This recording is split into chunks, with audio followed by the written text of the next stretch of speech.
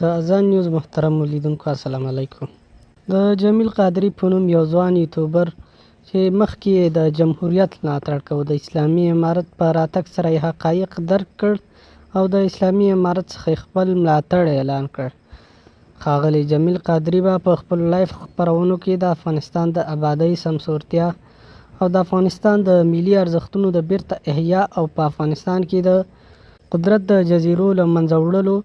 ملاتړ کاوه. ښاغلی قادري د افغانستان د هغو کارونو چې د افغانستان د ابادۍ او د افغانستان د آیندې لپاره یې ګټور و، په خپلو لایف خپرونو کې به یې د دغه کارونو ستاینه کوله. د ښاغلي جمیل قادري دغه ویناوې د مقاومتي باغیانو د اساساتو سره ټکر درلود، ځکه مقاومتي باغیان غواړي یو ځل بیا په افغانستان کې جګړه وکړي، د یو خارجي قوت په اوږو ځانونه سپاره کړي او افغانستان کې یو ځل بیا داسې حالات رامنځته کړي چې دوی ته پکې ډالرې را روانې وي، دوی پکې خوشحاله وي، ډالري معاشونه ولري، غټ غټ کورونه، موټرونه، شا او مخکې موټر روان وي او ځانو څخه فرعونیان جوړ کړي وي. نو د ښاغلي قادري د خولې د بندولو لپاره څرنګه چې ښاغلی قادري په اروپا کې اوسیږي، دوی د ښاغلي قادري د خولې د بندولو لپاره یو امضاګانې راټولولې، وروسته یې مختلفو رسنیو ته پیسې ورکړې تر څو ښاغلی قادري د تروریزم د حامي په نوم په خپلو ویبپاڼو او همدا ډول خپلو رسنیو کې یاد کړي. په دې توګه دوی غواړي ښاغلی قادري هغه خپرونې چې د دوی پر خلاف یې کوي مخه یې ونیسي. احمد مسعود او ډله یې له سختې وارخطایي سره مخ دي. دوی ته هیڅ داسې دلیل نه ده پاتې چې له مخې یې خپل ځان ته جګړه روا کړي، ځکه کله چې یو څوک جګړه کوي خلک په ځان راټولوي، نو باید داسې مواجه دلایل ولري تر څو خلک پرې قانع کړي. خو دغه مقاومتي باغیان پرته د قومي تعصب څخه بل هیڅ داسې کوم دلیل نه لري چې خلک پرې قانع کړي، نو پر همدې اساس دوی د حقایقو د اورېدلو توان نه لري او بلکې د حقایقو له اورېدلو څخه ویره لري. نو د دغې ویرې پر اساس یې غوښتل د ښاغلي قادري اواز چوپ کړي، سره له دې چې ښاغلی قادري یوازې یو یوټیوبر ده،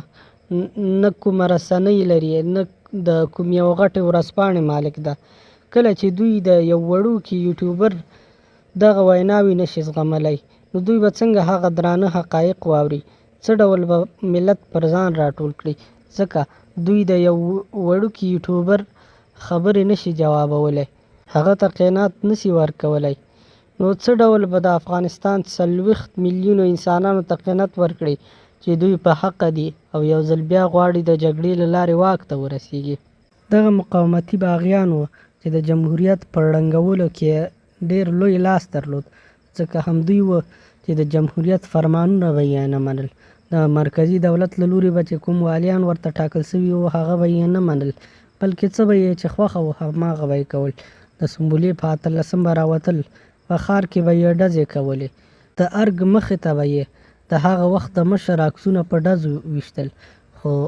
د هغه وخت په مشر کې دا جرأت نه و چې دغه مجرمین ونیسي او د قانون منګلو ته یې وسپاري. دوی یو ځل بیا د هماغه تیرو خواهشاتو په ارمانونو دي، خو دا ځل یې د بخت بیړۍ چپه سوې ده،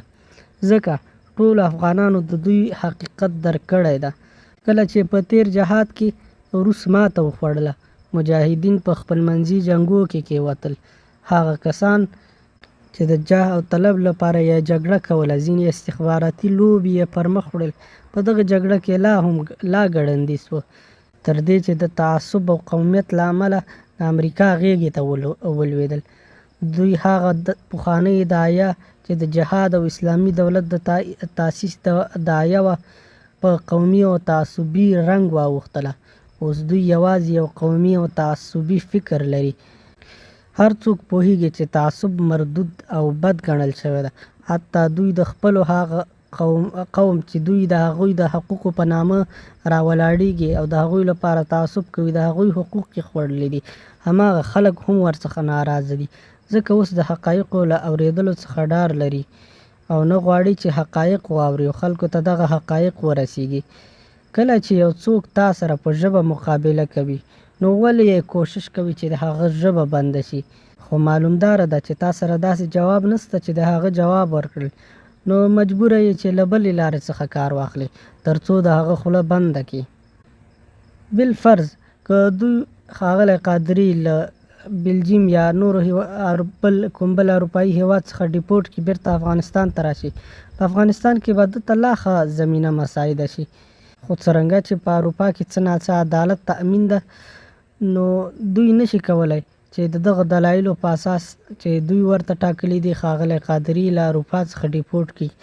ځکه هغه هیڅکله هم یو څوک مسلح جګړې ته نه دي هڅولي، بلکې د مسلح جګړې د مخنیوي لپاره خپلې خبرې کوي، ځکه دوی د مسلح جګړې لپاره کوششونه کوي. همدا ډول د ښاغلی قادري چې کله د جمهوریت په دوران کې د جمهوریت ملاتړ یې کوه،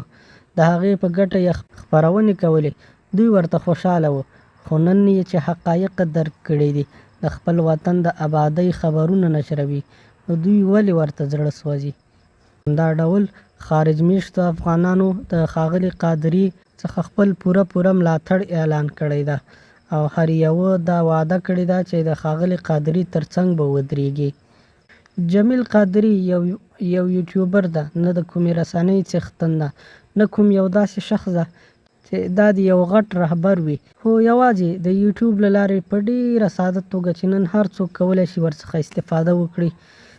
د حقایق بیانوي. د مقاومتي باغیانو اعمال خلکو ته ښکاره کوي چې د دوی اصلیت څه ده.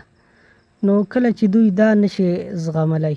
د دې مقابل کې خپل جواب نه لري، نو څه ډول دوی کولی شي چې خپل ټول ملت افغانستان ته قناعت ورکړي، چې دوی ته یو ځل بیا د دوی ملاتړ وکړي، د دوی تر شا ودرېږي، چې بیرته په پردیو اوږو سپاره راشي، د دوی عیش و مزې چالان سي او افغانستان باندې خپله حکمراني وکړي. بل خوا هغه لنډغر چې په اروپا کې اوسېږي په ډېره ښکاره جنګ ته دعوت کوي. دوی په ښکاره د داعش څخه خپل ملاتړ اعلان کړی. حتی د فرانسې د ایپل د برج لاندې یو دانه ویډیو چې ډېره مشهوره سوې ده او هغه باغي پکې غږېږي، وایي چې موږ تاجکان هم د داعش سره ډېر مشترکات لرو، موږ باید د داعش ملاتړ وکړو. په اروپا کې ښکاره د داعش لابیګري کوي. د هغې په مقابل کې موږ ته پکار ده لکه څنګه چې دوی دغه ډول ثبوتونه راټولوي او ښاغلی قادري پر وړاندې ترې دوسیه جوړوي. موږ سره دغه تر ټولو واضحه ثبوت ده. هغه افغانان چې واقعا د هیواد په دردمند دي باید ورڅخه د دغسې ویډیوګانو څخه په استفاده د دوی پر وړاندې محاکمو ته خپلې عریضې وړاندې کړي، ځکه دوی ښکاره د داعش څخه ملاتړ کوي.